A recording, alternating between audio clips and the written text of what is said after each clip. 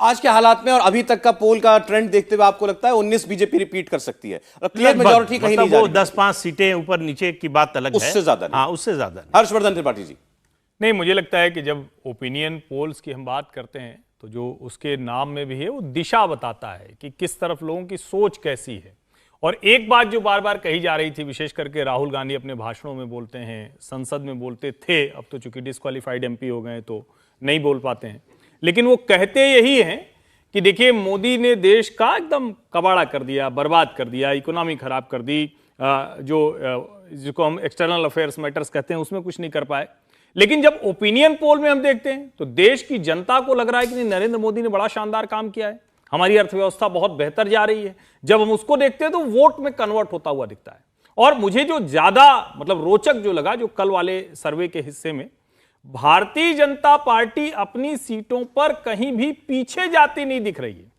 कहीं कहीं पर कुछ राज्यों में उसको झटका इसलिए लग रहा है कि 100 परसेंटाइल जिसको हम कहते हैं ना आजकल के संदर्भ में, कि इतने बच्चे 100 वाले हो गए कि एडमिशन वाले परेशान हैं, तो वहां पर जाकर उसको थोड़ी मुश्किल हो रही क्योंकि पॉइंट पॉइंट का मसला है। लेकिन जहां पर उसको गुंजाइश दिखती है उन जगहों पर वो आगे बढ़ती दिख रही है। और अगर ये है तो मैं कह रहा हूं कि 2019 से बेहतर जाता हुआ मुझे दिखता है। मुझे लगता है कि भारतीय जनता पार्टी उस तरफ जा रही है जहां कहा जाता है ना, 14 में कहते थे इससे आगे क्या, 19 में कहे इससे आगे क्या, तो शायद 24 में वो आगे वाला आएगा और बेहतर कर सकती है। देखिए अभी गुजरात खुलना बाकी है ओपिनियन पोल में, यूपी, महाराष्ट्र, बंगाल खुलना बाकी है समीर साहब, लेकिन अभी तक के ट्रेंड पर मैं आपका एक असेसमेंट दे रहा हूं, मेरे पास तो है नतीजा लेकिन आपको क्या लगता है?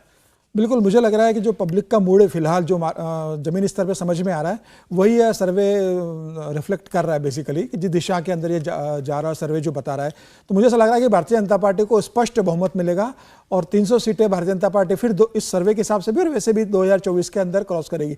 देखिए दो फर्क है एनडीए और INDI का जो गठबंधन बना है विपक्ष का।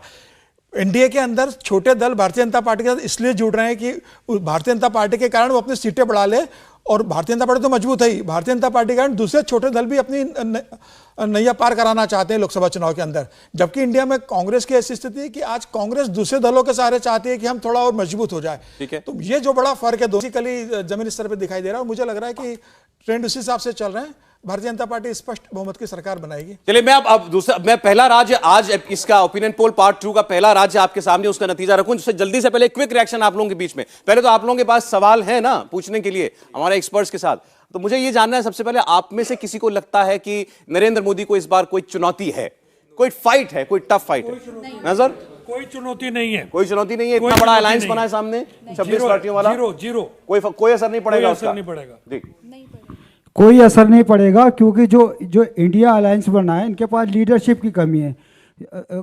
इतिहास गवाह है या कोई भी घटना गवाह है, जिसके पास लीडरशिप की कमी रहती है वो हमेशा पिछड़ता है, और ये आने वाले टाइम में ये बिखर जाएगा। वो नेता दे दें तो, वो अपना नेता दे दें, डिक्लेयर कर दें तो नेता दे देंगे, लेकिन आज की परिस्थिति में प्रधानमंत्री मोदी के अलावा कोई भी ऐसा नजर नहीं आता जो उनके 1 से लेकर 10 तक क्रम तक हो। ठीक है, आप जहां से आ रहा हूं एक मिनट। इंडिया का आज के टाइम में जो है कोई स्टैंड नहीं है। क्या अगर आगे जाके वो हमें श्योरिटी दे सकते हैं कि उनकी जो अलायंस है वो बनी रहेगी या फिर नहीं बनी रहेगी? अगर ऐसा कुछ होता है कि हमारी जो बीजेपी है वो जीत जाती है, क्या वो हमें श्योरिटी देते हैं कि उसके बाद भी जो हमारी इंडिया अलायंस है वो अपना एग्जिस्टेंस जैसा वो आज के टाइम में डिनोट कर रहे हैं वो बना के रख पाएंगे? या वो श्योरिटी दे देंगे तो उनको वोट मिल जाएगा क्या? वो श्योरिटी दे ही नहीं सकते, क्योंकि हमारा जो हमने पास्ट में अपनी जो हिस्ट्री देखी है, हमारी हिस्ट्री में इतनी बार अलायंसें बनी है और अलायंस के थ्रू जो हमारे प्राइम मिनिस्टर आए हैं वो टिक नहीं पाए हैं। तो जो का यहाँ का जो स्टैंड आता है कि वो प्रॉपर तरीके से हमें स्टैंड दे ही नहीं। देश को एक मजबूत सरकार चाहिए, मेजॉरिटी की सरकार चाहिए।